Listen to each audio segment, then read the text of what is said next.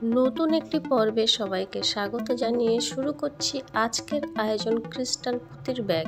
এই ধরনের ব্যাগ আমার চ্যানেলে অলরেডি আপলোড আছে। এখানে মেরুন কালারের 4টে পুঁতি প্রথমে তুলে তারপর 3টে করে নিয়ে একটা চেন বানিয়ে নিয়েছি।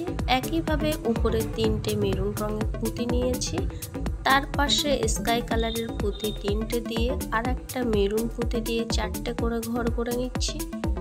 এইভাবে এই পুঁতিগুলো 4টে সংখ্যায় বুনে যেতে হবে।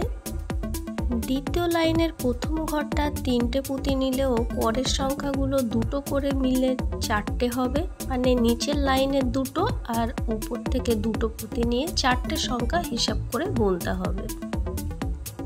দ্বিতীয় লাইনে স্কাই কালারের যে ড্রপগুলো ছিল সেটা 3টে ছিল, সেটাতে আর একটা জুড়ে 4টে করে কভার হবে আর তাদের মাঝখানে একটা করে স্কাই কালার উঠবে।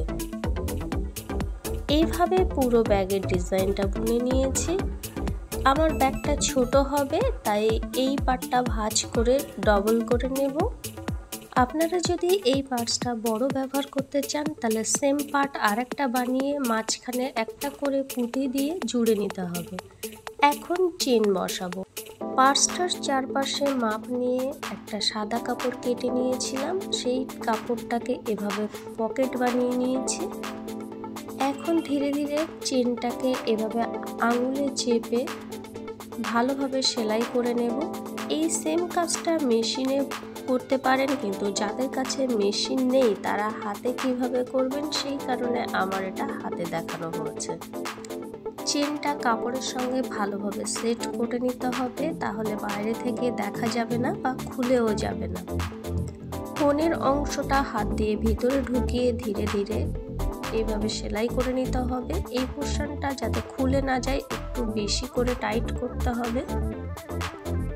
এই সম্পূর্ণ কাজটা একবার দেখে যদি বুঝতে না পারেন পজ করে বারবার দেখে নিতে পারেন, অথবা আমার চ্যানেলে এই ধরনের অনেক ভিডিও আছে, চাইলে সেখান থেকেও একটু দেখে নিতে পারেন। এবার এই সাইডগুলো একটু সেলাই করে দিতে হবে, না হলে কাপড়টা উপর দিক দিয়ে বেরিয়ে আসবে। পার্সের ভিতরে কাপড় দিয়ে সেলাই করার সময় পুঁতির ভিতর দিয়ে সুতোটা পাস করলে বাইরে থেকে আর দেখা যাবে না। এখন পার্সটা ব্যবহার করার জন্য একদম রেডি হয়ে গেছে। এতক্ষণ সঙ্গে থাকার জন্য ধন্যবাদ সবাইকে। নতুন হয়ে থাকলে এরকম ভিডিও আরও পেতে অবশ্যই চ্যানেলটা সাবস্ক্রাইব করে নেবেন।